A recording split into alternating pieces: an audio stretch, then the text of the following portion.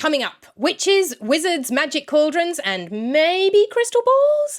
This time on the history of witchcraft and magic in Europe, we are looking at the Celtic world across the Iron Age, the Roman period, and the early medieval period.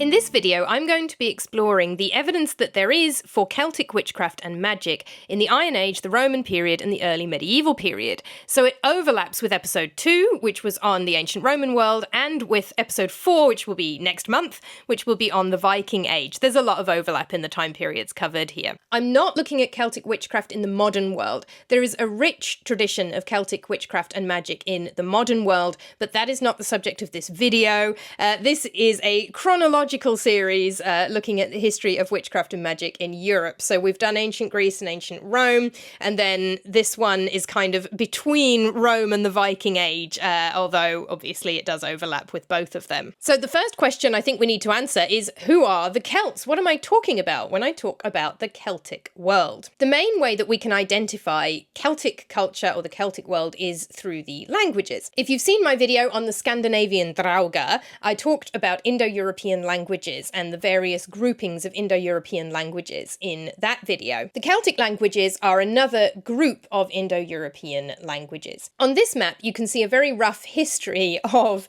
the geographic spread of Celtic languages. So Celtic languages include Scots Gaelic, Irish Gaelic, Welsh, Cornish, Breton, and Manx. They would also include languages like the language spoken by the Gauls in what is now France, but France was taken over by Franks after the Romans left. During the Roman period, France was inhabited by Gauls, and that's a Celtic culture. As you can see from the map, there was a point where Celtic languages, Celtic culture was spread across quite a large area of Europe, but these days it's a little bit more restricted. This map shows the modern Celtic nations, which is Ireland, Scotland, the Isle of Man, Wales, Cornwall, and Brittany. Brittany is that peninsula on the northwest of France, and like Wales and Ireland, you'll see signs in both Breton and French in Brittany. It is very strong Celtic identity and Celtic culture in Brittany. It's quite different in that respect from the rest of France. Scotland has 4 official languages: English and British Sign Language, like the rest of the UK, Scots Gaelic, and that is spelt like Irish Gaelic, but I'm reasonably confident that my pronunciation is more or less on with that one. It's pronounced Gaelic as opposed to the Irish, which is pronounced Gaelic. And Scots. Scots is a language that has Germanic roots and is more similar to English and is spoken more in the lowland areas, whereas in the Highlands and Islands you're more likely to find Scots Gaelic, which is the Celtic language. If you're interested in Scots, I recommend TikTok channel Miss Puny Penny, who does Scots Word of the Day every day. It's a great channel, and definitely go check it out to learn more about Scots. But if we're talking Celtic, we're talking the Gaelic. A lot of what I'm going to be talking about today relates to Wales and Ireland because we have some reasonably decent medieval evidence for those areas, but that is not to play down the importance of Brittany, Cornwall, the Isle of Man, where they speak Manx, or Scotland. I do also proudly consider myself a Celt. You may not guess it from the accent. I know the accent is pure posh English. I have one strand of my family tree that is English, and England is where I've spent most of my life, bar 1 year when I lived in Wales. But the vast majority of my ancestors are either Irish or Ulster Scots.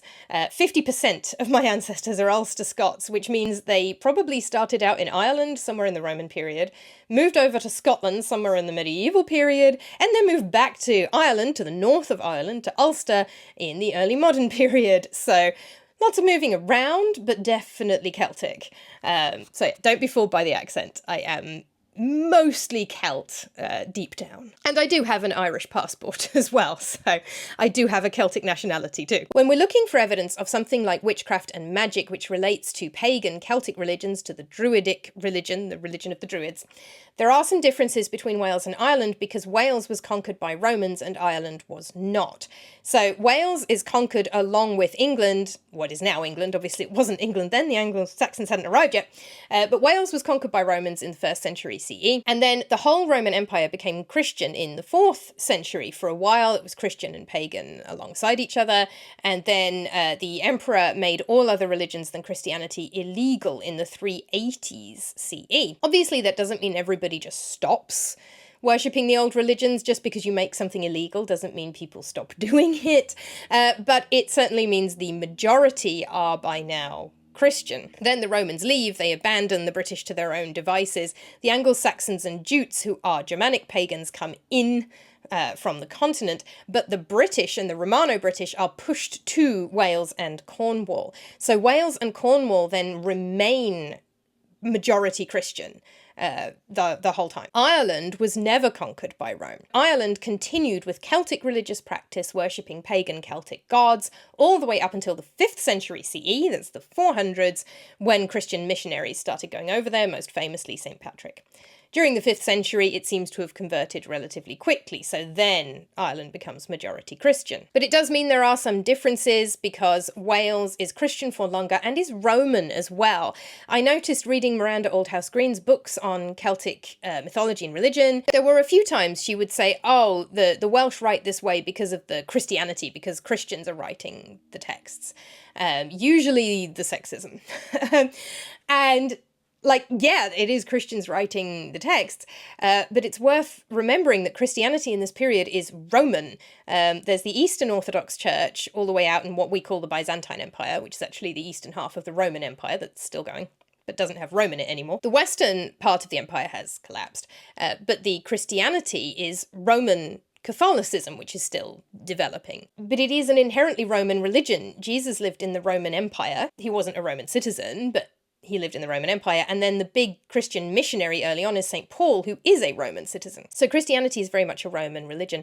So some of the things that Miranda Aldhouse-Green points out about the attitudes towards women and so on, she says, oh, it's because they're Christians. I think it's because they're Roman, or at least they have been Roman, and Christianity is also Roman. It's all mixed up together. But the pagan Romans, basically what I'm saying is the pagan Romans were just as sexist as the Christian Romans.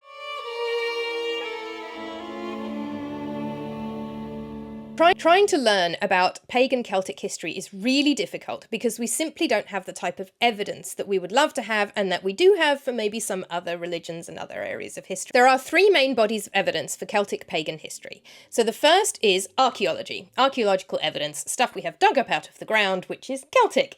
That's great, but it's just objects, and it's really hard to work out what an object means or what it was used for or what people thought about it when all you've got is the object. Then we have Roman period texts by Greek and Roman authors writing about the Celts. This is why this video is looking at Iron Age, Roman period, early medieval period, all of them together, because the way that we try and find out about Celtic paganism is by putting together all these different bits of evidence. And Greek and Roman authors writing about Celts is a really rich body of evidence. It's obviously flawed, because they're not Celts. Many of them never even went to an area where Celts lived. Some of them were just reading about Celtic peoples in stuff other people had written. Some of them went there, but in order to invade or fight, like Julius Caesar, who invades Celtic areas, and that's how he knows about the Celts. None of them are Celtic. They're not writing about themselves, they're writing about other people. So it's not ideal as evidence goes, but it is what we have, and it provides a lot of the details. And then the other major source material is myths and legends written down later by Christian authors. Here we're talking about poems and myths and legends and stories that are the mythology and the folklore of the Celtic lands, of Ireland, of Wales, of Scotland, of Brittany. And we have quite a few of those, but all of them are written down later. The texts were primarily written down probably initially somewhere in the middle, around 1000, around the 10th century maybe, and then the manuscripts we have are even later. But they are based on oral histories and oral traditions. So basically, there is an oral tradition, there is oral folklore and myth and legend belonging to the Celtic lands and the Celtic peoples, and it continues to be transmitted over centuries and centuries and centuries. And eventually a Christian monk comes along and writes it down, but it is to a greater or lesser degree, depending on the monk, Christianized. So they are records of Celtic myths and legends, and we do have them, but they are not records of pagan religious practice, or at least not reliable records of pagan religious practice, because they are written down by Christians, and they are written down at a much later date than the events that they are describing, at a much later date than the cultural practices we're looking for evidence of. So what we do is we take all three and we put them together, and we try to build up a picture of Celtic paganism as best we can. As far as witchcraft and magic goes, we also have the complication of what is magic anyway? Because both pagan Romans and Christians tend to define magic as religion that isn't their religion. Again, this is something Christianity actually gets from Rome, although obviously it develops differently as time goes on. But basically, to the pagan Romans, religion, proper religio, proper religion, was basically theirs, maybe some Greek religion. They did like to adopt foreign gods like Mithras, who's Iranian, and Isis, who's Egyptian, but they would then create Greco-Roman rituals around those gods to make it proper religio, proper religion. Foreign religions weren't proper religion, and they tended to associate magic a lot with foreign religion, particularly Zoroastrianism, which they saw as magic.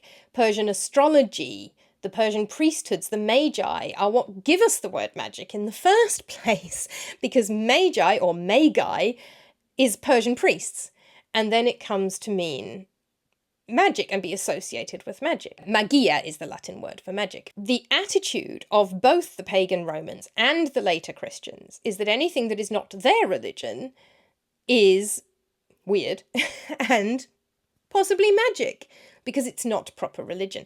Whereas we tend to have a slightly different definition of magic. Magic is something very active. A magic spell is expected to have an effect, whereas a religious prayer is more of a request, and both might have a ritual attached to them, and both might be asking for something or trying to achieve something, but the prayer is please, please, please to whichever god or goddess you're praying to, and the magic spell is a bit more I've done this so this will happen. But you can see it's a very fuzzy line, a very fuzzy line. So this complicates looking at witchcraft and magic as well, because a lot of Celtic religious practices, Romans and Christians both label as magic, but then we might look at them and go, well, that's not that different from their religious practice, really.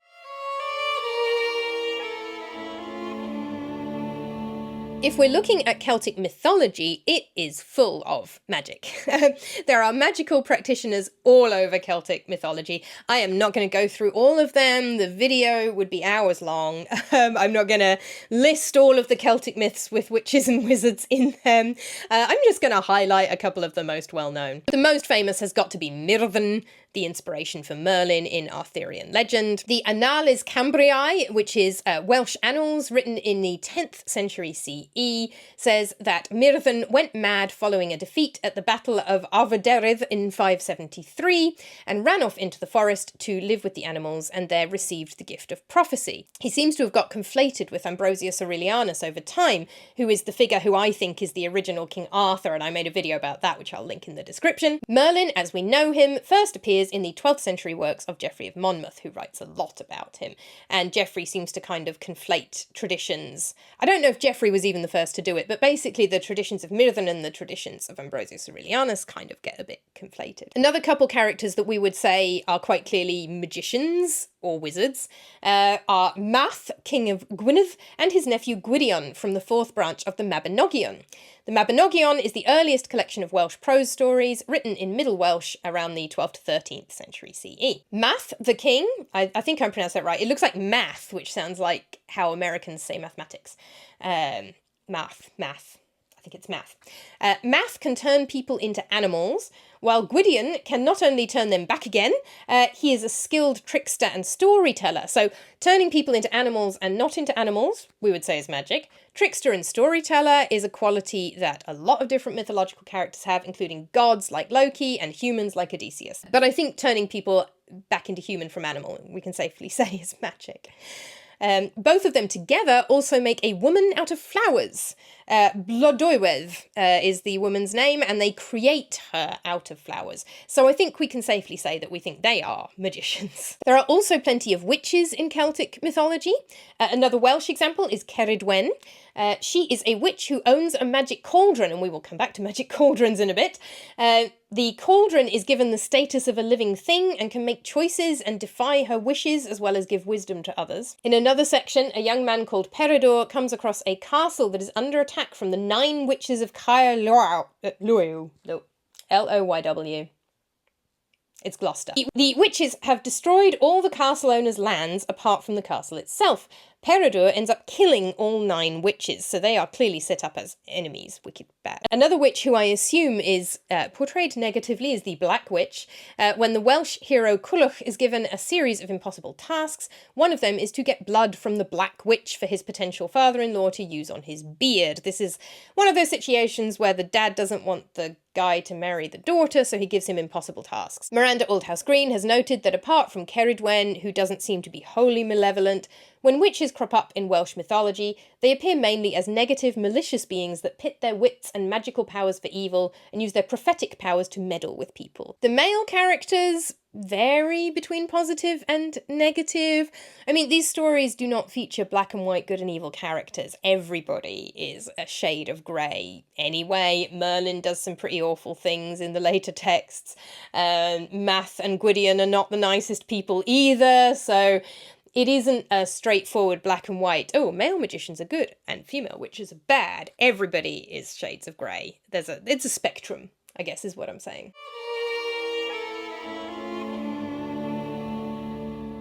When it comes to real-life religious practice, Aldhouse-Green has noted that while male druids are frequently mentioned by a range of sources from Julius Caesar up to Ausonius in the late 4th century, druidesses only appear in late texts, though there is some, she calls it fascinating if somewhat obscure, archaeological evidence for prophetic women in late Roman Britain. So it seems like, on the basis of the admittedly slightly thin evidence, that druids were primarily male in the Iron Age through the Roman period, but that we start to get female druids as time goes on from the late Roman period and onwards. As I mentioned earlier, the Romans tended to view foreign religion as magic as opposed to their own religion, which was religio. Pliny the Elder, for example, writing in the 1st century CE, seems to view the entire druidic Celtic religion as magic, as basically magic or based in magic. He says, the Gallic provinces too, so that is Gaul, modern France, were pervaded by the magic art even within living memory. It was Emperor Tiberius who outlawed their druids. Interesting that druids and Celtic religion was actually outlawed at one point. And all that nation of wizards and physicians were also outlawed. So the Latin that Pliny uses is Vartum medicorumque. Vartes means seer, soothsayer, prophet, teacher, or master of something, but primarily seer, soothsayer, or prophet. And then the medicorum is the doctors, physicians. So he's not using magi or magi, which would mean magician, but would suggest Persian religion, which is probably why he's not using that word.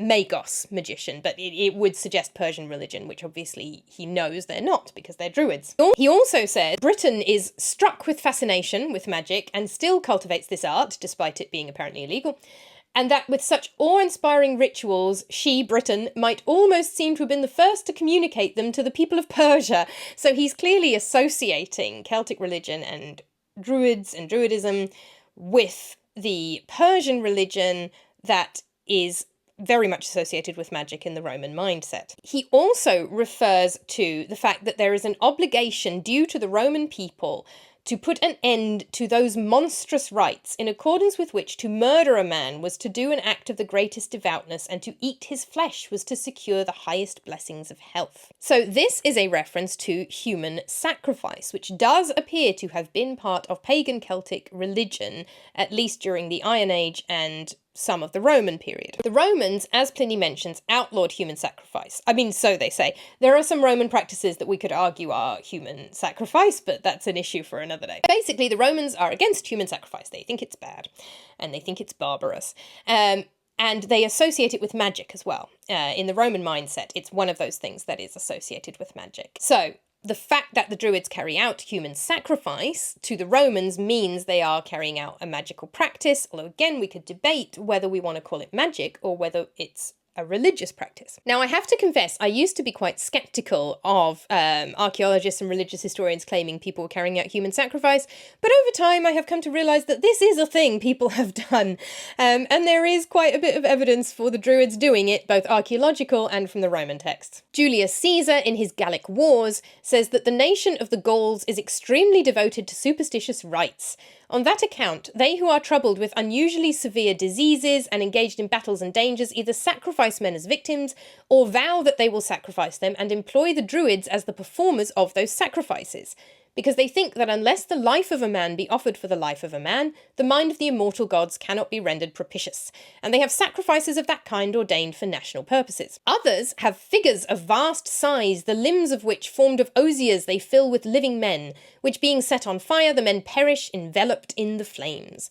They consider that the oblation of such as have been taken in theft or in robbery or any other offence is more acceptable to the immortal gods, but when they can't find somebody who is a thief or other criminal, they have recourse to the oblation of even the innocent. They will burn even innocent victims if they haven't got a criminal to hand. So that description of people being put in something and set on fire is obviously the inspiration for the Wicker Man and for that kind of tradition of folk horror. But what I find really interesting is you can even find traces of that custom in Britain today. Not killing people, I hasten to add. That is definitely illegal. But this is a picture, and I'm sorry for the fuzzy quality, from when I went to a fireworks display in Oxford some years ago. Now, fireworks night is by itself a fascinating tradition that we don't really have time to talk about right now, but basically we set off a bunch of fireworks and we have a bonfire. I'll do a video on it. Part of the tradition of fireworks night involves burning a guy on a bonfire. So we make an effigy of Guy Fawkes, who was one of the men involved in a conspiracy to blow up the Houses of Parliament and kill the king centuries ago.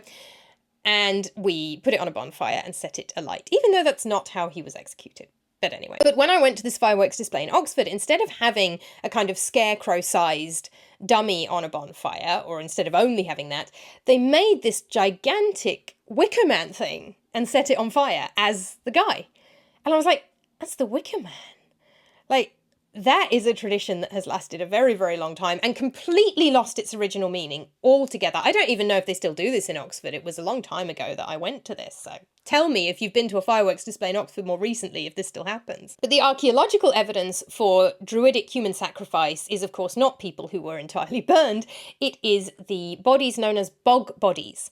These are bodies that have been found in peat bogs across Europe and Germanic areas as well. So I'm focusing on the Celtic world in this video. I will occasionally bring in some evidence from some more Germanic areas, particularly Denmark, because it seems to be very similar to the Celtic evidence, even though those are presumably Germanic people. Basically, there seem to have been some similarities between Germanic peoples and customs and cultures and Celtic ones in the Iron Age. The majority of these bodies that have been found in peat bogs are from the European Iron Age, and many of them show signs of violence. For example, Tollandman was found in Denmark in 1950. He was lying in a normal sleeping position, but a noose around his neck had left visible marks on the front and side of his throat. Radiocarbon dating suggests he died around 220 BC. One of the most famous bog bodies is Lindoman from Britain, so this is good evidence for Celtic culture. He died between 2 BC and AD 119. I switch between AD and CE at random sometimes. He was about 25 years old and had probably done very little hard manual work because his fingernails were well manicured, so he seems to have been a high status person. Whether he was a criminal or whether it was a deliberate sacrifice of a high status person, we can't really tell. His beard and moustache had been cut by a pair of shears. He seemed to have been healthy when he died, apart from suffering from parasitic worms, which I've learned from archaeologists you can suffer from and still be healthy. His last meal included unleavened bread made from wheat and barley, cooked over a fire on which heather had been burnt. It's amazing how much you can tell from these bodies. They are so well preserved in the peat bogs because they are waterlogged, so the oxygen can't get to the body and it doesn't decay in the way that bodies normally do. They're incredibly well preserved. I didn't want to put a picture up because I didn't want to just put pictures of dead bodies on the video, but you can find pictures of them very easily online. The British Museum has Lindoman, has some great images, and you can see his moustache, you can see his skin. They are amazingly well preserved. There was also mistletoe pollen in his stomach. It's possible that he drank some mistletoe as part of some kind of ritual, maybe? He was struck on top of the head twice with a heavy object, possibly a narrow-bladed axe. He also received a vicious blow in the back which broke one of his ribs. And he had a thin cord tied around his neck, which may have been used to strangle him and or break his neck. And after death, his throat was cut before he was then placed face down in a pool in the bog. So either this guy is Rasputin, or this is a ritual killing, because this is overkill. And we have a possible explanation for that blow from the back that broke a rib from the Greco-Roman geographer Strabo. The Druids used to strike a human being whom they had devoted to death in the back with a sabre. Not a sabre, but, a sword. And then divine from his death struggle. So they are whacking somebody in the back hard enough to break a rib in the front, and then watching them kind of flail around. They've obviously hit their central nervous system, probably doing that. And then they make prophecies from watching the struggle. That would explain that blow in the back to Lindoman. He says they would not sacrifice without the Druids, and there are other kinds of human sacrifice as well. They would shoot victims to death with arrows or impale them in the temples, or, having devised a colossus of straw and wood, throw into the colossus cattle and wild animals of all sorts and human beings, and make a burnt offering of the whole thing. There's the Wicker Man again. Tacitus says that the Romans had a duty to demolish the groves in the woods devoted to their savage cults, because they considered it a duty to consult their deities by means of human entrails. So it's pretty clear that the Druids did perform human sacrifices. Whether we count that as magic depends on how we interpret it. One thing is it magic just because it's Druid religion, which is the Roman attitude? But the other thing that might connect it with magic is that mistletoe pollen in Lindoman's stomach. Lindoman, incidentally, was killed around the time that the Romans were invading, so it's possible that this was a sacrifice to try and prevent the invasion or help them fight the Romans. It didn't work. But anyway, the mistletoe. Pliny tells us the Druids, and then he says, for that is the name they give to their magicians, and here he does use the word magos, even though earlier he didn't use magos. But here he is completely conflating them with the idea of a magician and even with a Persian priest. He says the Druids are the name they give to their magicians. Pliny's Natural History is an extremely long text, by the way, so he's probably forgotten what he wrote in the other bit. He says they held nothing more sacred than the mistletoe and the tree that bears it. They would make groves, sacred groves of trees, from the tree that mistletoe tends to attach itself to, mistletoe being a parasitic life form. So they make the groves of trees that mistletoe will grow on. And then they say, mistletoe, when found, is gathered with rites replete with religious awe. It is done on the 5th day of the moon, the day which is the beginning of their months and years. This day they select because the moon, though not yet in the middle of her course, has already considerable power and influence, and they call her by a name which signifies in their language the all-healing. Having made all due preparation for the sacrifice and a banquet beneath the trees, they bring 2 white bulls. Clad in a white robe, the priest ascends the tree and cuts the mistletoe with a golden sickle, which is received by others in a white cloak. Then they immolate the victims, they burn the victims, offering up their prayers, so that God, presumably their God, will render this gift of his propitious to those to whom he has so granted it. It is the belief with them that the mistletoe taken in drink will impart fecundity to animals that are barren, will make animals fertile, and that it is an antidote for all poisons. It is not. Do not try this at home, kids. Mistletoe is poisonous. So, again, maybe this is why there is mistletoe pollen in Lindoman's stomach. Maybe it was part of a ritual involving the drinking of mistletoe before the sacrifice. And we're still in that fuzzy area between magic and religion. Is it magic? Is it religion? Is it just magic because it's not Pliny's religion?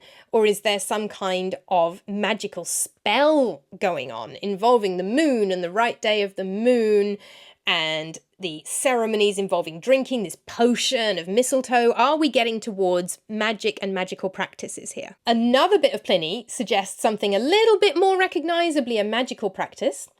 He says there is a herb known as Selago, and he mentions that the Druids of Gaul have pretended that this plant should be carried about the person as a preservative against accidents of all kinds, and that the smoke of it is extremely good for all maladies of the eyes. That's looking a little bit more like magic. It's sounding like some kind of protection. The Romans would tend to use an amulet, but it sounds like in Celtic religion and Celtic practices that carrying this herb around might have been done instead of an amulet, or as well as an amulet, especially for the Romano-British in Wales and Cornwall, who are influenced by the Romans as well. And they're possibly smoking it and waving it under their eyes if their eyes are bad. Again, not a recommended medical practice. So we are starting to get things that look a little bit more like what we recognise as magic coming up. Miranda Aldhouse-Green has also worked quite a bit on the idea of Celtic shamans, who again are kind of associated with magical practices, although they're also just part of people's religions. The word shaman specifically refers to a Tungus, that's Siberian, medicine man, but it tends to be used by anthropologists for religious practitioners of any gender, often a third gender, who use supernatural power and use less ritualised and more individual practices than priests, and there's a lot of emphasis on contact with the spirit world. So there's a bit of debate among scholars on whether it is useful to keep applying the label shaman to various different religions other than Tunguskan religion, and whether it is part of magical practice or part of religious practice or both. As I say, Miranda Aldhouse-Green has done a lot of work on shamans and talks a lot about Celtic shamans and about Celtic priests as being shaman-like.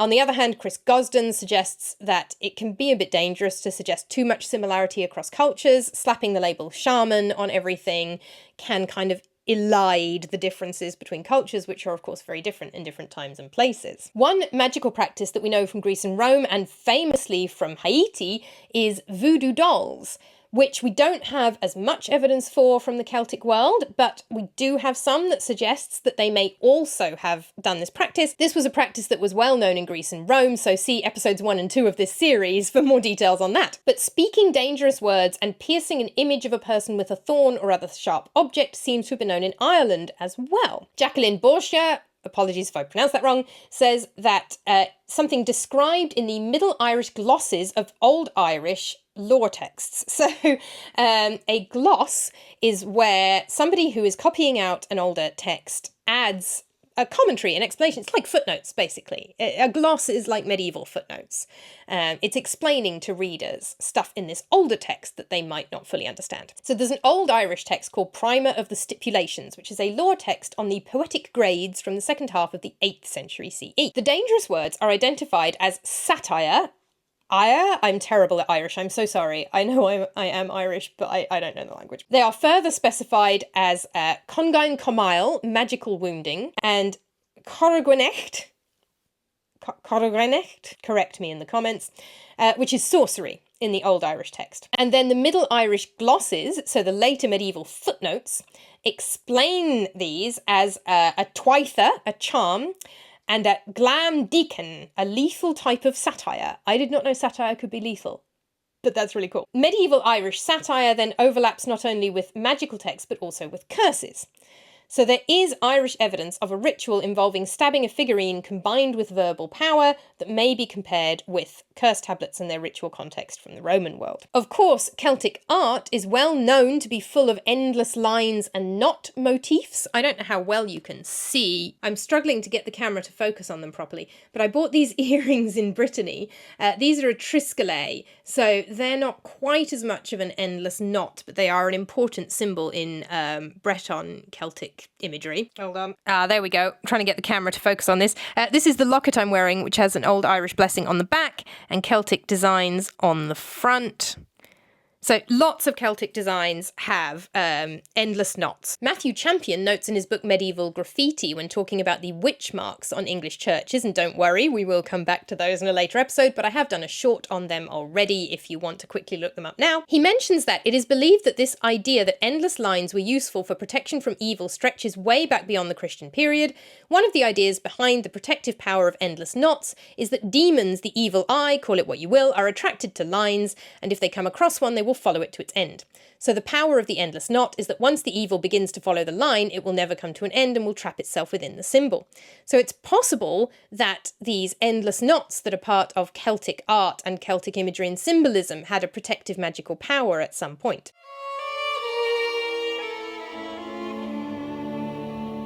I've seen a few websites suggesting that scrying in general or crystal balls in particular originate with the Druids. So scrying is divination through water, looking at a pool of water, looking for prophecy, vision, as a sign of the future. Crystal balls is the same thing with a crystal ball. However, I have struggled to find primary evidence for crystal balls or scrying in Iron Age, Roman period, early medieval Celtic practices. That doesn't necessarily mean it doesn't exist, but I have not found it. Several sources cite Pliny the Elder again and his natural history. The problem is they haven't provided a proper citation, and this is not me being a lecturer and being fussy and moaning at people for no reason. I don't know if these people have seen the length of Pliny's natural history. The natural history was Pliny the Elder's life work. He was killed in the eruption of Vesuvius, partly because he was trying to help people, and partly because he wanted to get closer to the volcano to study it. Unfortunately, he seems to have been asthmatic and wasn't able to breathe and died. We know this from his nephew Pliny the Younger, who stayed home, but who also talked to the people who were there with his uncle when he died. It's a fascinating text, but it is huge. The Penguin copy I have, this is not the whole text. This is a selection from Pliny's natural history. The actual text is bigger than this. You don't generally get the whole thing in one volume. It is available for free online, but it's also got like 2 different citation systems, so it's hard enough looking up citations in this text as it is. You cannot find something if somebody just says Pliny the Elder says this and doesn't provide the in-text citation, which is the book number, which is basically the chapter number, and then we have that number there. Ancient texts are split up like the Bible by paragraph, if it's a prose text, if it's not poetry. So once you have the book number and the paragraph number, you can find the bit you're looking for, but without it, it is impossible. And I know I don't always give proper citations on YouTube videos, but if anybody emails me and asks, I have them. So it's really important. So if you're going to say Pliny the Elder says the Druids invented scrying and crystal balls, you gotta give me a reference. Now, Pliny does mention crystal balls. He says that he is citing a Persian that Pliny claims introduced the Greeks to magic called Osthenes. He says, Osthenes tells us there are numerous sorts of magic. It is practiced with water, for instance, with balls, by the aid of the air, of the stars, of lamps, basins, hatchets, and numerous other appliances. Means by which it engages to grant a foreknowledge of things to come, as well as converse with ghosts and the spirits of the dead. So he mentions scrying and crystal balls, but he doesn't relate this statement specifically to Druids. He says he got this information from a Persian. There is a beryl globe found in the tomb of a 5th century king called Childeric I. Now, he is Frankish, so he is Germanic, but granted, there are similarities between Celtic and Germanic culture. But the beryl globe found in his tomb is of uncertain purpose. It could be a sword bead or the end of a sceptre. It isn't necessarily for the purposes of magic or divination. Crystal balls did appear in the later medieval period in a Christian context, and John Dee had some, so we will come back to them in a later episode. Somewhat more convincing is the evidence for magic cauldrons. Magic cauldrons are all over Celtic mythology. Miranda, Aldhouse-Green says the trope of the magic cauldron is a persistent feature of both Irish and Welsh mythology, and they appear in the archaeological record, or at least cauldrons do. So many cauldrons have been found placed in bogs or lakes across Ireland, Scotland, and Wales. So the fact they are placed in bogs or lakes makes it more likely that they are for some kind of ritual purpose. Again, whether it's magic or religion, we could question, but they do seem to have some kind of ritual purpose, because we know that the bodies of the human sacrifice victims were placed in bogs, and possibly also in lakes. They're preserved in the bogs. So we know that placing things in bogs was a thing in Celtic religious practice. So it makes sense that if there's loads of cauldrons placed in bogs, they have some kind of religious or magical or both significance. In myth, the magic cauldrons have various powers. Again, I'm not going to go through all of them. I'm just going to highlight a couple of well-known examples. In the second branch of the Mabinogion, Bran the Blessed gives his brother-in-law a life-regenerating cauldron, though any brought back to life in it cannot speak. Ceridwen the Witch has a magic cauldron in the Book of Taliesin.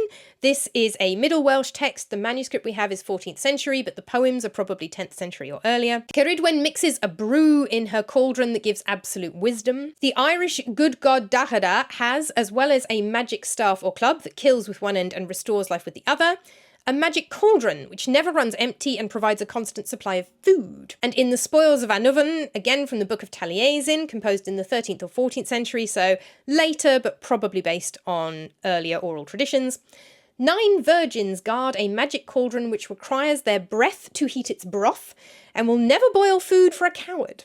It is stolen by King Arthur, but most of his forces are killed in the process. So magic cauldrons are all over the myth.